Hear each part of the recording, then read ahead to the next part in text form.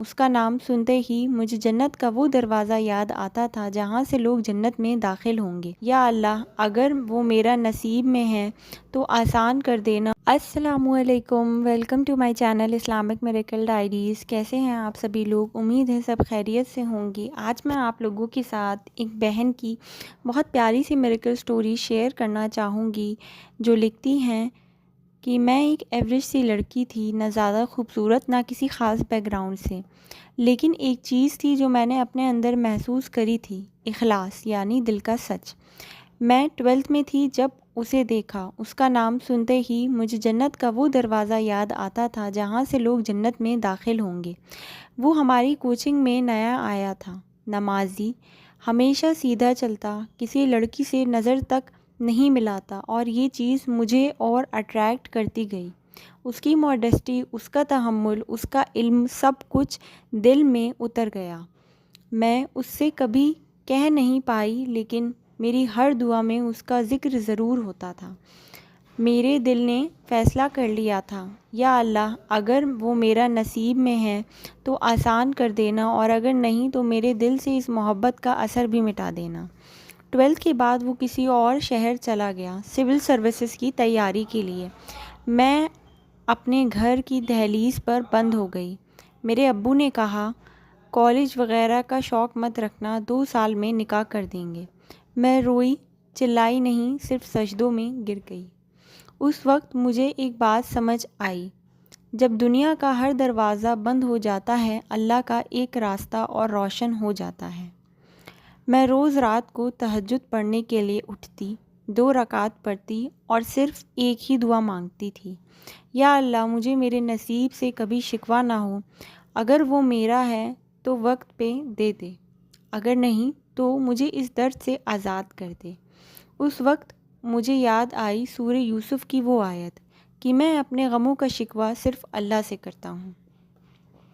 3 سال بعد میں مسجد کی لیڈیز سیکشن میں قرآن کی تفسیر کلاس میں گئی۔ وہاں ایک آنٹی نے مجھ سے پوچھا، بیٹا تمہارا نکاح ہو گیا ہے؟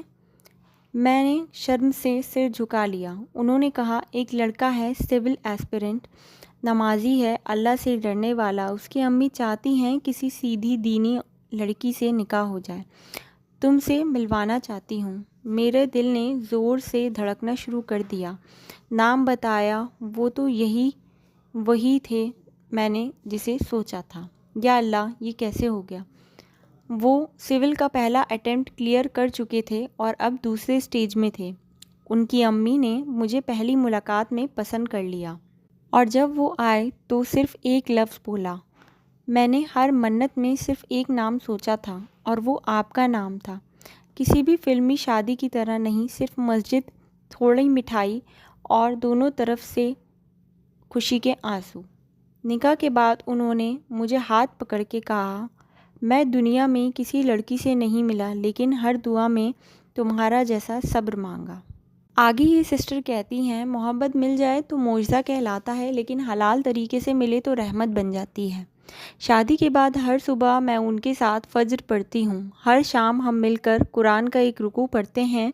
اس کا ایک ہی اصول ہے، زندگی کی ہر مشکل دعا سے پہلے اللہ کو خوشی کے وقت بھی یاد رکھنا چاہیے۔ یہ اس رب کی مہربانی ہے جس کے لیے صبر کی بندگی سب سے پیاری ہوتی ہے۔ بہت ہی پیاری میریکل سٹوری تھی ان بہن کی۔ ویڈیو اینڈ کرنے سے پہلے میں آپ لوگوں کے ساتھ کچھ سوالات اور ان کے جواب شیئر کرنا چاہوں گی، جو ایز اے کاؤنسلر مجھ سے کئی بار پوچھے جاتے ہیں۔ پہلا سوال ایک بہن کا ہے، جو لکھتی ہیں، میں اللہ سے غصہ ہوں، کیا یہ شرک یا گناہ ہے؟